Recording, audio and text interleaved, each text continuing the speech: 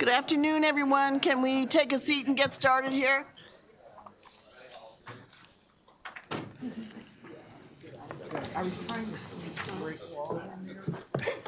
This afternoon, we have the University System of Maryland overview.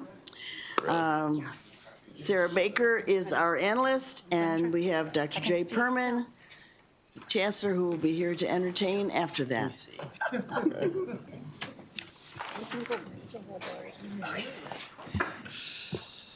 Okay, I like to start with Exhibit 2 on page 7, which shows a change in undergrad enrollment between fall 24 and 25. Overall enrollment grew 3.1% to over 136,000. However, when excluding global campus, enrollment grew 2.3% to 81,632. 9 institutions saw their enrollment increase, with Coppin experienced the highest rate of growth of 30.7% due to an increase of 291 first-time students. At 319, Bowie had the largest decline in enrollment due to students not returning. While the number of first-time students grew 4.8%, only College Park, Coppin, and Salisbury experienced increase in these students. Exhibit 3 on page 8 shows if enrollment has returned to pre-pandemic levels using the fall 2019 as a baseline for comparison. When including global campus, enrollment is above the pre-pandemic level by over 3,600 students. However, when excluding global campus, enrollment is 5.3% below pre-pandemic levels. So this leads to concerns about the financial impact this has on institutions as they need to find ways to cover the loss in tuition and auxiliary revenues. Exhibit 4 on page 9, which excludes global campus, breaks down the undergraduate enrollment by status. And this shows that the decline in enrollment has mainly been driven by students not coming back to campus, particularly during the pandemic of fall 21 and 22. But it appears institutions may be turning a corner with enrollment of continuing students as this number has increased in fall 24 and 25.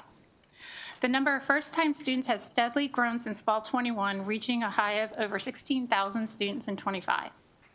Now, a priority of USM's strategic plan was to increase enrollment to 131,000 or more by 2025, which has exceeded by over 5,000. USM will continue to experience enrollment growth as long as global campus continues to have strong growth.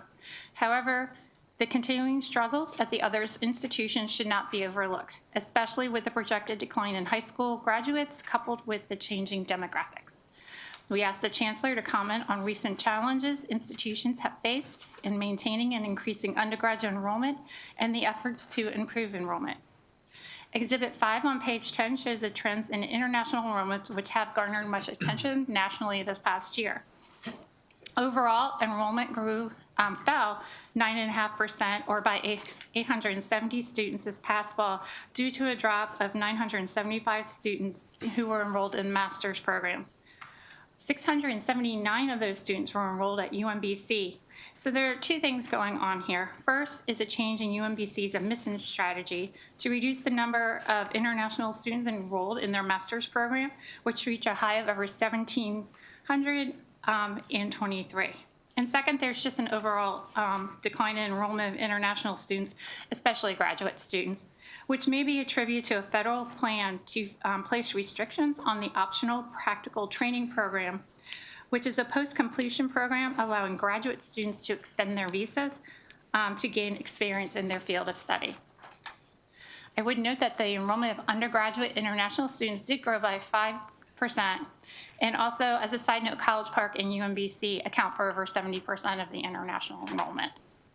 Moving on to retention rates, Exhibit 6 on page 12 compares the second-year retention rate of the cohort before the pandemic hit and the 24 and 25 cohorts. In general, the retention rate of the 25 cohorts at 7 institutions is 2 to 5 percentage points below that of the 2020 cohort. Exhibit 7 on page 13 compares the third-year retention rates of the 2019 cohorts, and overall, the rates have not returned to the pre-pandemic levels. We asked the Chancellor to comment on factors affecting retention rate and efforts being taken to improve the retention and increase student success. Turning to the graduation rates on page 14, Exhibit 8 compares the 6 years of graduation rates of the 2016 and 2020 cohorts. So overall, USM attained its highest average graduation rate of 61% with the 2014 cohort, which was one of the last to graduate before the pandemic. The rate has since fallen to 56% with the 2020 cohort, which can be attributed to the pandemic in which fewer students enrolled or came back to campus. And the impact can be seen on the undergraduate degree production as shown on Exhibit 9 on page 15. After increasing to the highest number of degrees awarded in 2022, the number of degrees awards has decreased by 4.9% in 24. However, in 25, institutions awarded the highest number of degrees since 2018. When excluding Global Campus, the number of degrees awarded declined by 12% from 2020 to 2024, with Towson accounting for about 42% of this decline. Exhibit 10 on page 18 breaks down the degrees awarded by STEM, health profession, and other degrees. The goal of USM's strategic plan is to increase the number of STEM degrees by at least 10,000 and health professions by 2,500. At 10,673, the number of STEM degrees surpasses the 25 target. However, the number of health profession degrees is 259 below the target.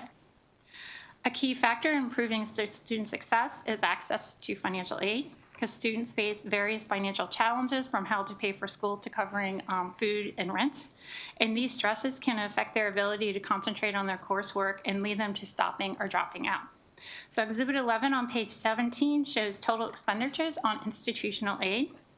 And from 2020 to 2025, spending on aid grew by over $53 million to a total of $265.8 million in 25. Spending on need-based aid increased by $44.6 million between 23 and 25. So students who receive aid are more likely to succeed, and Exhibit 12 on page 18 shows the 6-year graduation rate at first time in community college students by those who receive and didn't receive aid. And overall, as you can see, those that received aid graduated at a higher rate. Moving on to Exhibit 13 on page 19 in research expenditures. From 2019 to 2024, total expenditures across all USM institutions increased by $538.4 million, with College Park and UMB accounting for $442.9 million of this increase. Expenditures total $1.8 billion in 24. However, as you know, the federal government canceled or frozen a significant number of awards to higher education institutions. In addition, federal agencies announced a decision to place a 15% cap on facilities administration, or F&A rates, which are currently blocked or paused by court injunctions. As shown on Exhibit 14 on page 20, as of November 30th, a total of 219 awards have been canceled. Of the total award amount of $266.4 million, $133.3 million have been canceled. Can I ask you a question? Yes. Stop you. So how much for like UMB awards canceled 37? How much money is that? On page 20. Yeah, so for the 37 awards, the total amounts as of the far right-hand column, 76,000. it's the 49.8 million. Wow. For the total amount. And in the appendices, I do break it out by institution and by agency. So if you want more detail, it's in the appendices. Okay, thank you. So as I mentioned, at $49.4 million, UMB lost the most revenue from canceled award, followed by College Park at $32.9 million and UMBC at $21.1 million. Exhibit 15 on page 21 shows canceled awards by agencies, and while at 54, National Science Foundation canceled the most awards in terms of total dollars, NIH accounted for over a third of the revenue loss. In addition, the implementation of stop work orders, rescoping of awards, and new compliance requirements have caused a lot of uncertainty and increased the workload for administration, accounting, and legal counsels due to appeals, reinstatements, and compliance with Defend the Spend, which requires detailed justification for every drawdown on an award. Furthermore, as a result of cancellation, UMB laid off about 100 people, and about 250 are in jeopardy if cancellations continue. Turning to the budget on page 22, The fiscal 26 budget reduced USM's appropriation by 7% or $155.5 million. USM received $79.9 million for general salary increases and used $43.1 million for the union employees and COLAs. The remaining $36.8 million was used to partly offset the reductions, resulting in a total reduction of $118.7 million. As shown in Exhibit 16, most of these reductions were met by eliminating 225 vacant positions and 53 filled positions. In addition, 5 institutions offset their reduction through tuition or fee increases or from increases in tuition revenue related to an increase of out-of-state students. Exhibit 17 on page 23 shows one-time funding added during the last session that totaled $12.5 million, and the discussion of the use of these funds starts at the bottom of the page and continues on to the next page. I just want to highlight that $27.5 million of funding was added for the Quantum Initiative, and that is discussed at the bottom of page 24. $10 million is being used for new headquarters for IonQ, which is a quantum computing company, and $17.5 million from the dedicated purpose account is being used to expand the quantum startup foundry and hire personnel, including test experts and faculty. Exhibit 18 on 25 shows the proposed budget. And overall, after adjusting for contingent reductions and a plan reversion, state funds increased 2.3% or $50.9 million. Also to note, the restricted funds are projected to decrease by $56.1 million, of which $50.2 million is attributed to a decline in federal grants and contracts. And also the allowance includes $42 million in the dedicated purpose account, of which USM would receive $25 million to allocate among institutions to assist higher education institution research centers to transition to energy, resiliency, and climate-related research. We asked the Chancellor to comment on the criteria that will be used to allocate these funds. Exhibit 19 on page 27 illustrates basically the puts and takes to the allowance. Overall, state funding increased by $114.5 million, which includes $5.5 million mandated funding, $14 million to continue funding for Quantum Initiative at College Park, $54.8 million primarily related to health insurance, and $35.7 million for general salary increases, which are budgeted centrally in DBM's budget. These increases were partially offset by $63.4 million decreases, which include $30.7 million related to increasing the turnover, $18.5 million to the removal of one-time funding, and $1.8 million reduction in Bowie's allocation of HBCU funding. Exhibit 20 on page 29 shows funding per full-time equivalent students. And as you see in 23, there was a jump in funding, which is related to a variety of factors, including general salary increases, restoration of the 21 BPW cost containment actions, and the first year the HBCUs received settlement funds.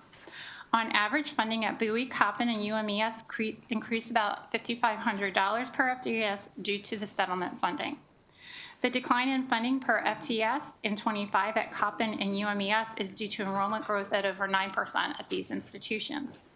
At almost 38,000, Coppin has the highest funding per full-time equivalent student, followed by University of Baltimore of over $29,000. And with that, I will turn it over to David for the issues. Thank you. Beginning with Exhibit 21 on page 32. From January 2019 to January 2025, the University of Maryland Global Campus, or UMGC, enhanced its marketing efforts and spent approximately $350 million on a nationwide campaign to raise brand awareness and increase enrollment amidst competition in the online university space. The campaign, which began in the latter half of fiscal 2019, had a slow start in terms of generating new enrollment, and new student enrollment declined in fiscal 2022 compared to the prior year. The university attributed the sluggish start to the COVID-19 pandemic, which contributed to a national enrollment decline across higher education. Additionally, there was a delay in the rollout of the Army's new enrollment portal, which led to a 6-month period where no one from the Army could sign up for classes. Military enrollment is a significant portion of UMGC student population, and the Army accounts for about 40% of all military enrollment.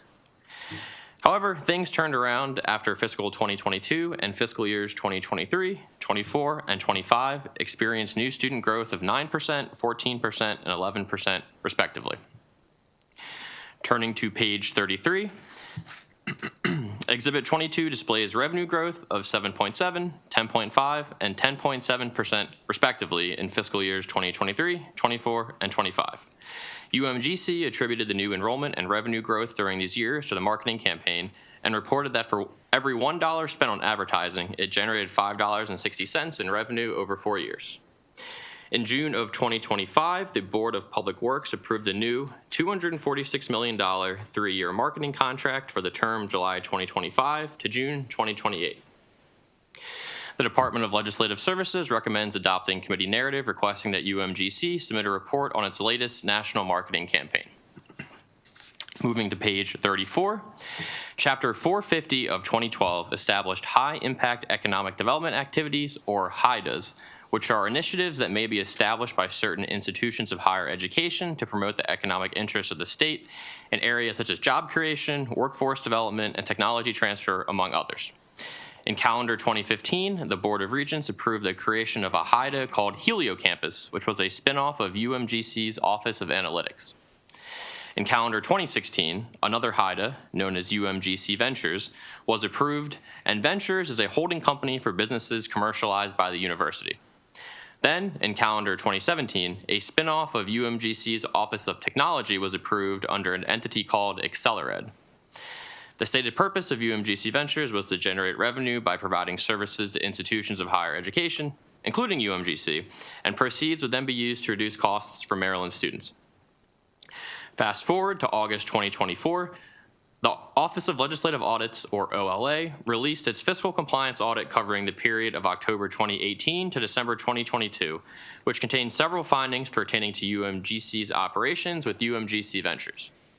First, UMGC Ventures sold its controlling interest in Helio Campus, which was the data analytics spinoff, for $26.2 million to a private equity firm and retained 21.1% ownership. OLA found that UMGC was unable to explain the basis of the partial sale, including how the buyer and price were identified. Second, regarding Accelered, which was the information technology spinoff, OLA identified an abandoned information technology product that cost $25.7 million. Additionally, $11.3 million of contingency fees for other IT services were paid without providing documentation to demonstrate why they were necessary, and minimal business as a percentage of total revenue was being done with entities besides UMGC. Following this audit, in May 2025, a consultant presented UMGC with an assessment of the university's technology management, which detailed several scenarios for UMGC Ventures and Accelered. UMGC then decided to reintegrate Accelered and UMGC Ventures into the university, and the Board of Regents approved this maneuver in June of 2025. Since then, UMGC has created an organizational structure and began hiring for positions to fill its newly reabsorbed information technology office. UMGC should comment on the current status of Accelered's reintegration, including the onboarding of new staff and timeline for full integration. DLS also recommends adopting committee narrative requesting information on the reintegration of UMGC Ventures and Accelered, including the status of ongoing contracts and recovery of original seed investments. And that concludes our portion of the presentation. Thank you very much. Do we have any questions? Go right ahead. Thank you, and thank you for the presentation. 2 quick questions.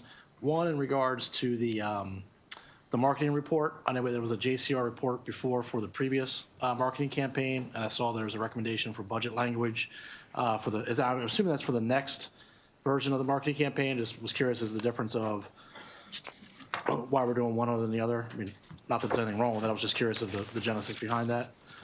So we just wanted to get an update on the latest marketing campaign, just to keep tabs on how much money was spent and on new student enrollment. Okay. No, I understood that part. I just didn't know the difference from the budget language versus the JCR report. I guess budget language is more restrictive. JCR is just more of like informational. All right. Was there something in the JCR report that you weren't happy with, that you wanted to be more restrictive this time about, or? So with just the JCR report as opposed to budget language, this would be less restrictive. Okay. So okay. We thought the last report was good, but Okay. we just wanted it again, basically. That's fine. Yeah. Just appreciate the clarity. Second question in regards to enrollment, and this may be more of a question for the system when they came up.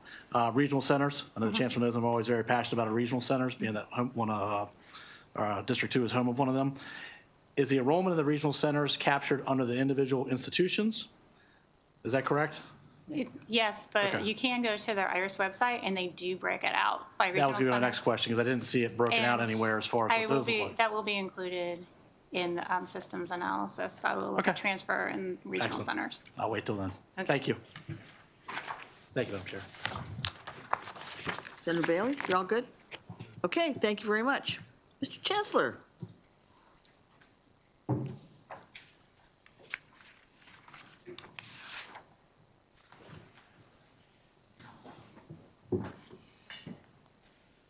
Welcome. Please.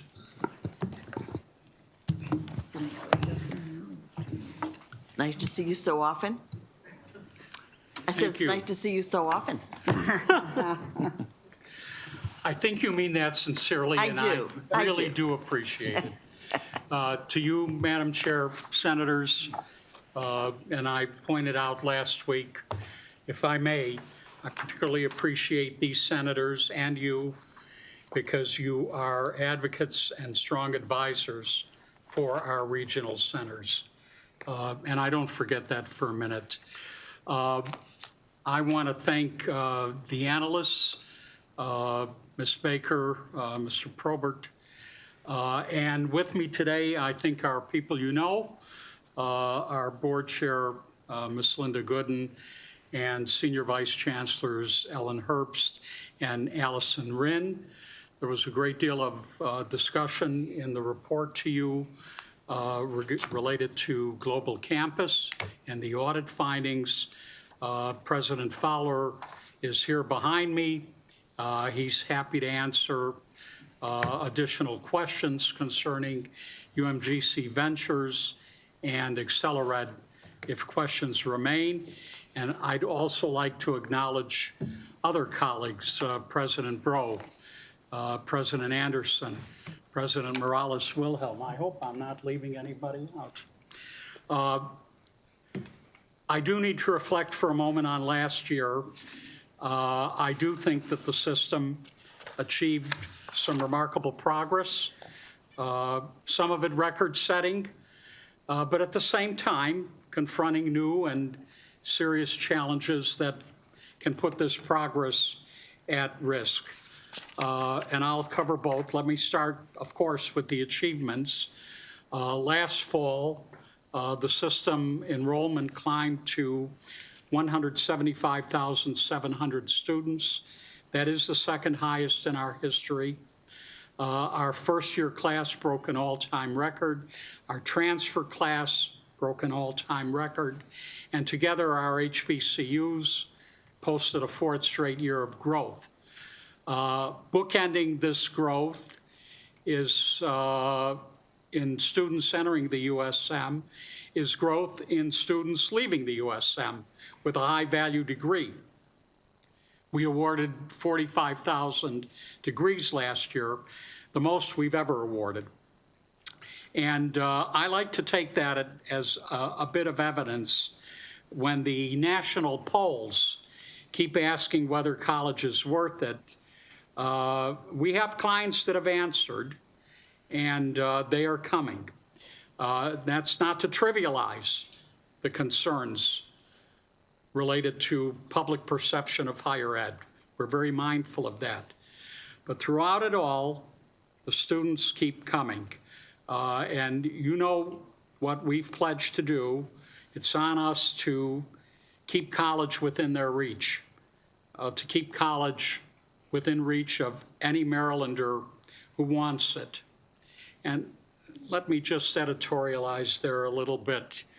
Yes, we're all mindful of the fact that over the coming years, we are going to run into a situation where fewer students are graduating from high school.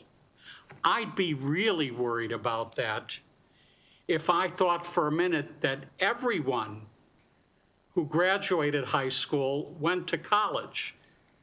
You know the point I'm making. I am very optimistic, and I hope we are all forward thinking about Maryland's needs. There are plenty of children who don't go to college. Do they all need to go? Of course not. but it's not as if we get everyone that graduates from high school. I don't want to see the point overemphasized about graduation in high school going down. There are plenty who need the opportunity. Can I add something to that? Please. The one thing that, and I've talked to you about this before, and I talked to President Fowler about it, I have been concerned that students would not want to attend universities as much anymore and would rather take what is not really the easier way, but convenience way, and just taking online courses. But I think you're answering that question, that kids are still going to the universities, that it's, I don't know whether we'll ever deal with that, but right now it seems like kids are attending the schools. Students are coming, I will confess. Some of us started planning for the demise, and if not the demise, the shrinkage of the residential college. Now, of course, there are concerns about regional campuses across the country, and we have to constantly think about maybe how we can share more. But there is a demand for the the traditional college experience. It's still there. It's still there, but, and again, I don't want this misinterpreted, certainly by our fine analysts. I always hear, and I need to confess it, I always hear when we exclude UMGC. Well, I congratulate my predecessors for thinking of a UMGC. Sure. Because there's a demand for it, and many cannot go to the residential campus. So I like to think that our system has that beauty of heterogeneity. What do you want? We got it. Yeah. Absolutely. Thank you. Access isn't all about affordability, even though I talked about a moment ago keeping college within reach of any Marylander.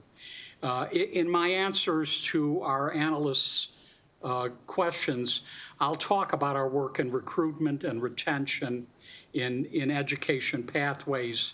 But money is often the toughest obstacles to surmount for students.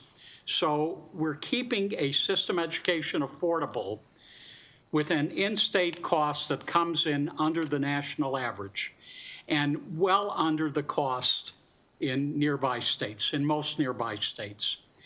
And with record-setting aid, you heard about the significant increases over the years in aid. We're reaching out to those who still need help. Last year, $107 million in university aid went to more than 27,000 students who might have been shut out of higher education without it. Right now, we need to maximize our ability to provide support because of the federal landscape, which seems to be antagonistic to higher ed. We are thereby confronting risks to our enrollment, risks to our research, risks to our funding. We're protecting the students we serve and the work we do, because we know that the state's educated, in-demand workforce is Maryland's primary advantage. And we know, yes, we know, and we are privileged to have the role. We're the USM, in the USM, we're the chief supplier. So I thank you for recognizing the pressures we're feeling as we recognize yours related to the budget. Can I ask you one more question? Sure. How are students doing, the number of students that graduated last year? Do you have any idea how they're doing as far as getting jobs? Yeah, that's data that right now we're really starting to be obligated to answer. Who wants to update, please?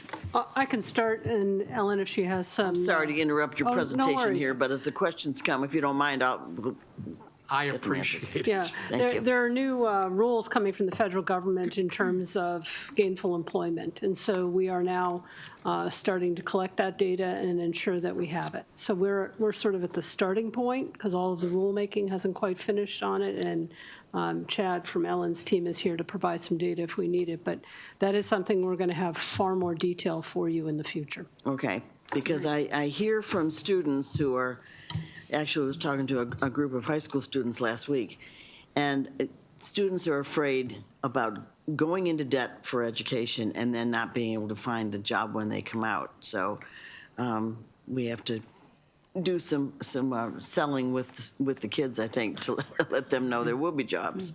If I could add, and I know this will be near and dear to your heart, with a grant from Montgomery County, USG, working with our team, USG, that's a great place. was able to put together, and unfortunately, it's a lot of bespoke data collection to get this labor data. And I think we're working, and Chad Munt's behind me, who's the Associate Vice Chancellor, we're working together across the system to come up with processes where each one of these isn't a individual data collection. The note about affordability, we will note that over half of our students graduate with no debt. So if they want a good college education and graduating with no debt, the system is the place to go.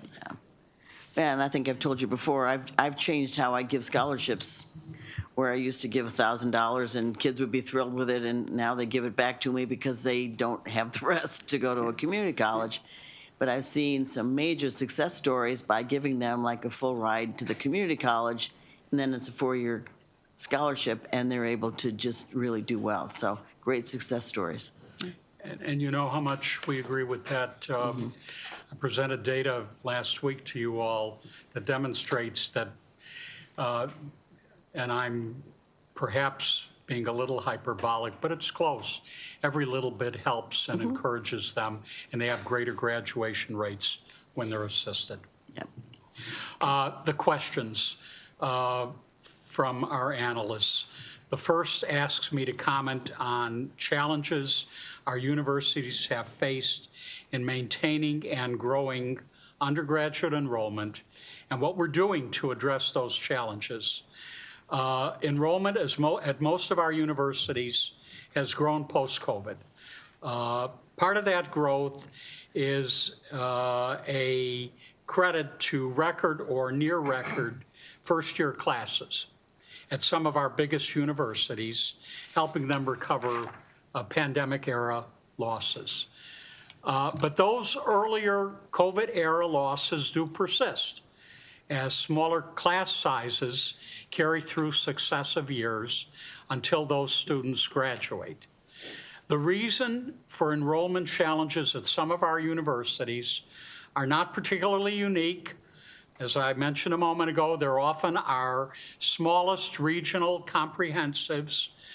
They recruit from a fairly local area with a high percentage of part-time working students who need financial aid but might not get enough to stay in school. And that's why, as I say, financial aid is so important to us. More online and hybrid courses often meet these students' needs, and that's a strategy many of our universities are taking up. One of Frostburg's strategies is prioritizing outreach to Hispanic learners, Maryland's fastest growing student group. Frostburg has seen a 6% climb in Hispanic applications over the last year, a credit to efforts like geo-targeted Spanish language advertising and a Spanish language microsite. Let me mention two of our HBCUs. Coppin and UMES now offer in-state tuition to out-of-state students who can't easily access an HBCU of their own. Their states don't have HBCUs. This has grown their full-time students, their out-of-state students, and at UMES, they're transfer students. UMES has its fourth straight year of growth. Coppin, its third. Coppin's undergraduate enrollment jumped 30% in 1 year. Its first-time class, 60%. Across the state, our universities continue to recruit with strategies that are both traditional and technology-based, people-driven, platform-driven. Everything's on the table. How they identify students, how they market themselves to those students, how they package their aid. And the focus isn't just on who they're yielding, it's on who they're not. Students from certain regions, certain communities, certain backgrounds, they're looking at this and they're following up. And this isn't just for universities with challenged enrollments, I might add. Those kind of approaches are for everyone. College Park is engaging rural students, covering costs for high-need students. Towson and UMBC are targeting students from Baltimore City, offering residency experiences, bridge programs, tuition support. And of course, we don't neglect our transfer students. We have 39,000 new transfer students this year from 2- and 4-year schools, making up almost 30% of all USM undergrads. That's great. And while out-of-state transfers to UMGC are climbing, so are our local 2-year transfers, as Maryland community colleges continue their post-pandemic rebound. Can I ask another question? Yep. What about the people whose jobs are obsolete? Are you finding people that are coming to retrain to get different jobs? Is that enrollment high, or where is that? I don't have numbers. Do you? We probably could find some numbers, but certainly with the recent federal government downsizing, there was the initiative through the governor's office, feds to eds, to bring more displaced federal workers into education. But certainly many of our campuses have opportunities for people who want to reskill and retrain, Global Campus in particular, but also many of our other universities do that work as well. I'm seeing a lot of that in my area. Qualitatively, I would answer yes. We see that demand, the previously so-called non-traditional student coming back to retrain, Sure. to reskill, or to develop a totally new skill. And then, of course, as Senior Vice Chancellor Rinn mentioned, we're trying to be particularly mindful of federal workforce members that have lost their job. Right. Thank you. To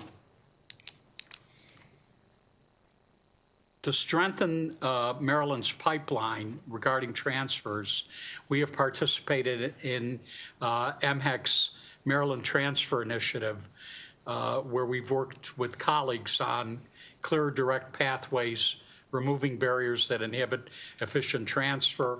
We're continuously improving ArtSys, which is the statewide transfer platform, with more course equivalencies, more transfer guides. And I won't dwell on it, we're working to expand early college so that we can strengthen and streamline That's a brilliant pathways. idea. Thank you. Enough. I won't say it more. Next, I'm asked by the analysts to comment on factors affecting retention rates, efforts to improve them. Yeah, retention, it's the single biggest piece of enrollment. And the single most important thing keeping students in school, we talked about it, is making sure they have the money to stay.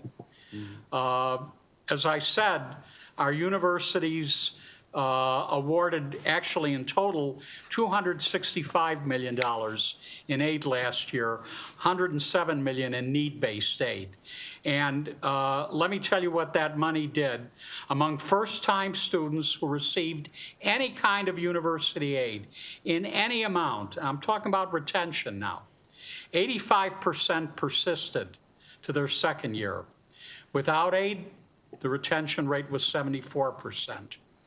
With university aid, 67% of these first-time students graduated within 6 years. Without aid, the number falls to 53%.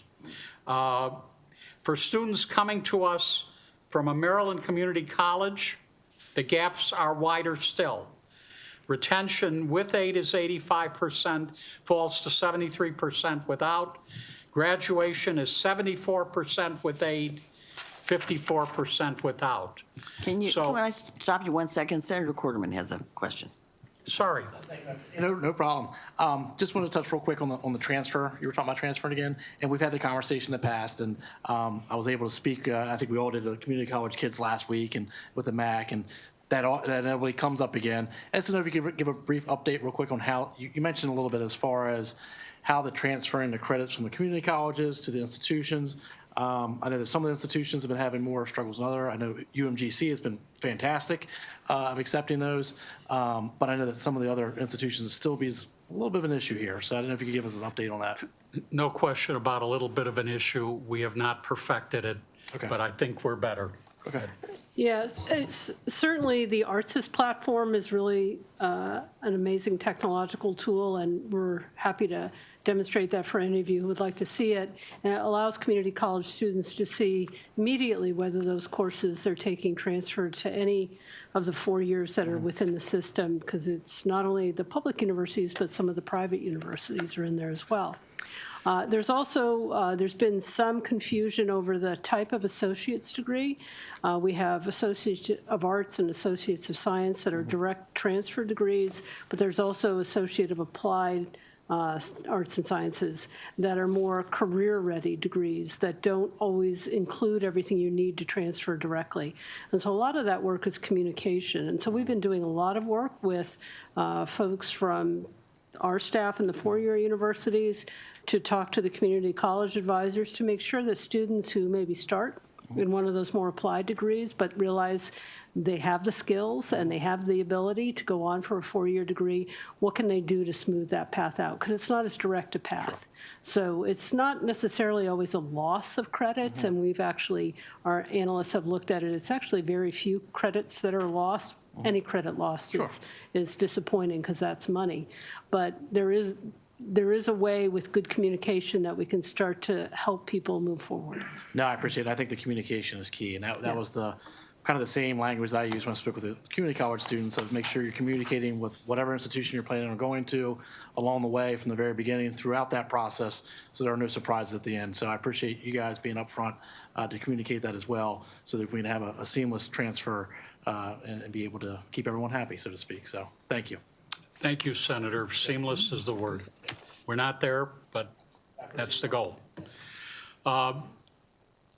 Let me also mention on retention, yeah, I emphasize money, but support is a piece too.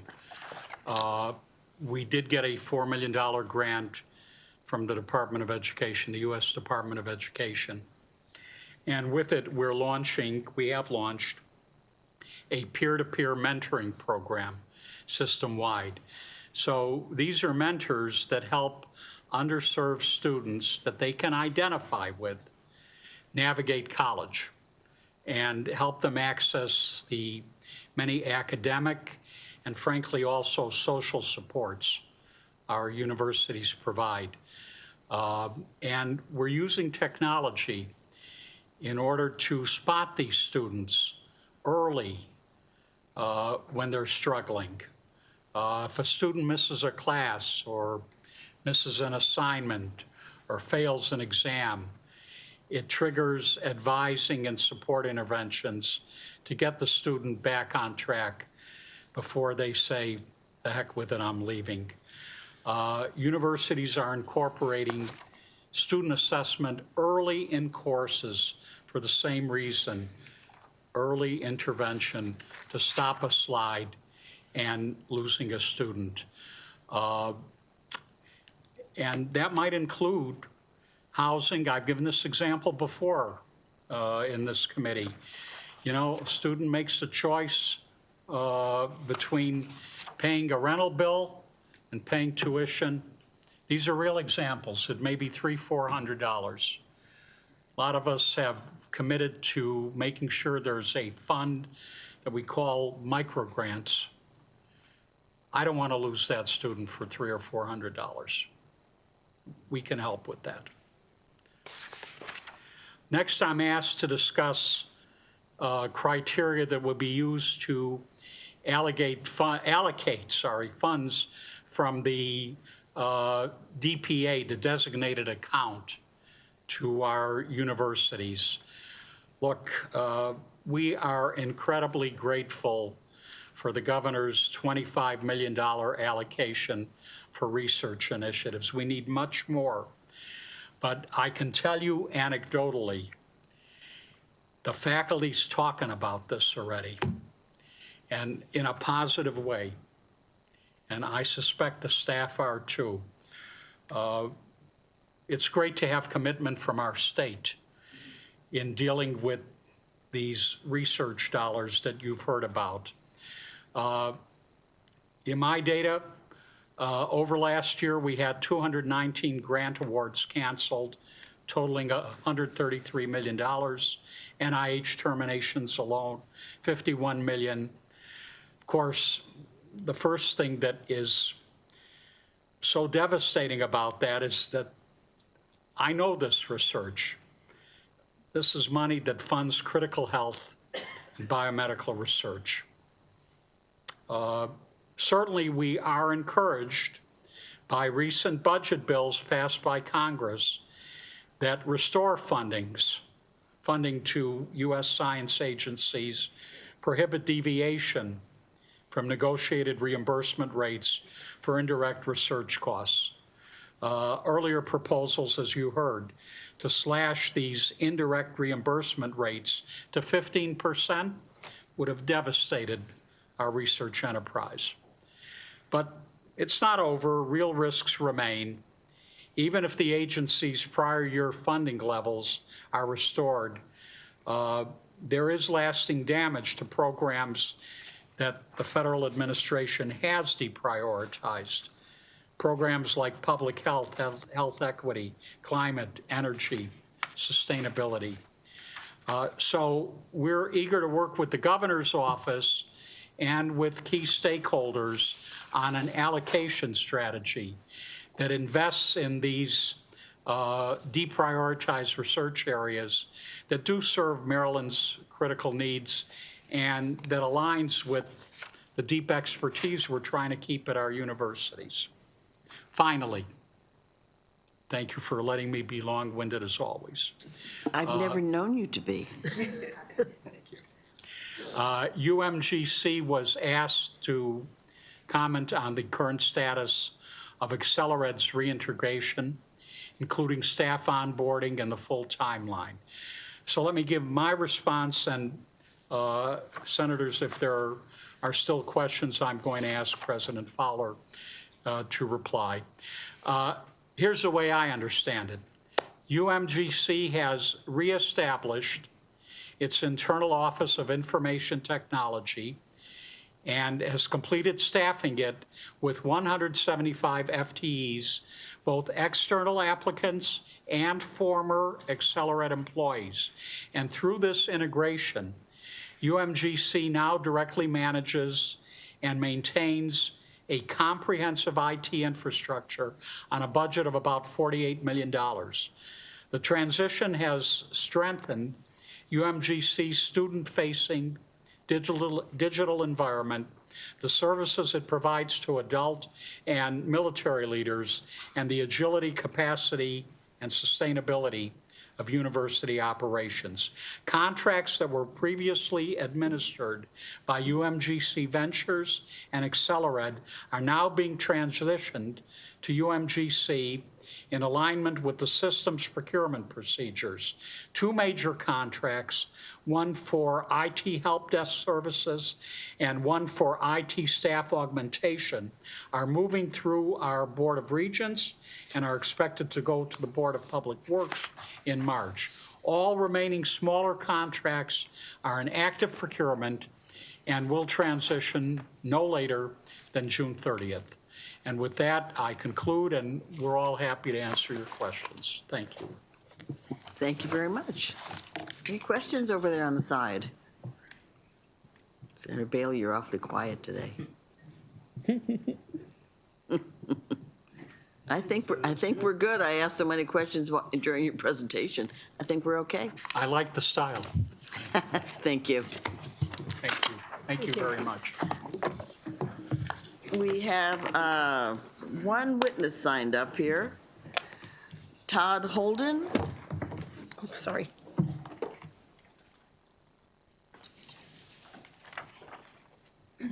Oh, just, no, that's okay.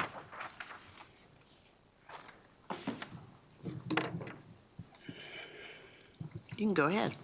Afternoon, Chair King and members of the committee. My name is Todd Holden, and I'm president of AFSCME Local 1072.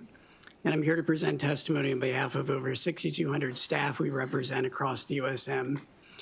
First, I want to say that we appreciate the budget includes funding for our negotiated raises, and we hope the legislature supports this. We do represent the lowest paid employees in the system, and they are struggling with the same affordability issues that all Marylanders are now. I'm also pleased to report that we have begun to build a better relationship with the Chancellor and the leadership within the USM.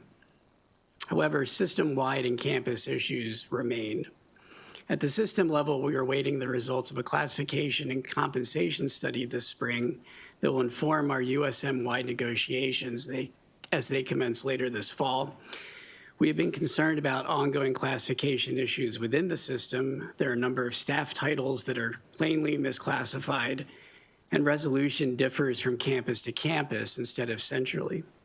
In the past year, when the General Assembly has imposed cuts on the system, these cuts haven't been felt equally. Our larger campuses with more resources and reserves have been able to absorb budget actions far better than smaller and rural campuses. We saw a direct result of this with layoffs at Frostburg State and UBalt last year. We would ask that when fund reductions are contemplated by the General Assembly, that they work collaboratively with AFSCME to ensure fair and more equitable actions are taken. At the campus level, we're still seeing an erosion of our bargaining units with costly outside contractors doing the work of AFSCME members. These are housekeeping staff at UMCP, ground staff at UMBC, HVAC workers at UMES, residential maintenance staff at Bowie, food service at FSU, and virtually all blue-collar employees at Coppin. Additionally, thousands of staff continue to be hired on contractual basis to do work side by side with our unionized members. Employees are still caught in the second class of contingent status regularly for 2 years or more without full state health and retirement benefits, as well as no union contract coverage. This is a topic that we hope that we can help to resolve with the USM within our coming bargaining. At College Park, we're still in telework bargaining, and frankly, they've dug their heels in while refusing to afford the same benefits of telework that other state workers have. We feel that for non-student facing positions, telework offers an opportunity for our campuses to become more efficient with its operations and become a better and more competitive employer to its employees. Where telework policies exist elsewhere, workers' compensation numbers are down, productivity is up, and you can save on things like utility costs. Frankly, asking employees to sit in traffic to go to campus and pay for parking and then sit in a series of Zoom meetings all day really could be reduced to 2 or 3 days per week. And that would have little or no impact on the services that we offer to the campus or to the students. So thank you for your time and your support. And thank you for your support of the staff at the university system. Thank you. Thanks for coming over. Appreciate it. Thanks. Next, we have the University of Maryland Center for the Environmental Science. Sarah Baker, are you doing that? What? Okay, it's on my list. That's all we're doing today. Thank you very much.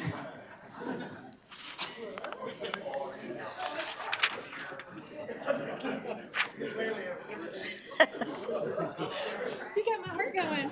No, it's on Thursday. Because we're doing system office. Okay, I bet that new budget. this is the list for Thursday then.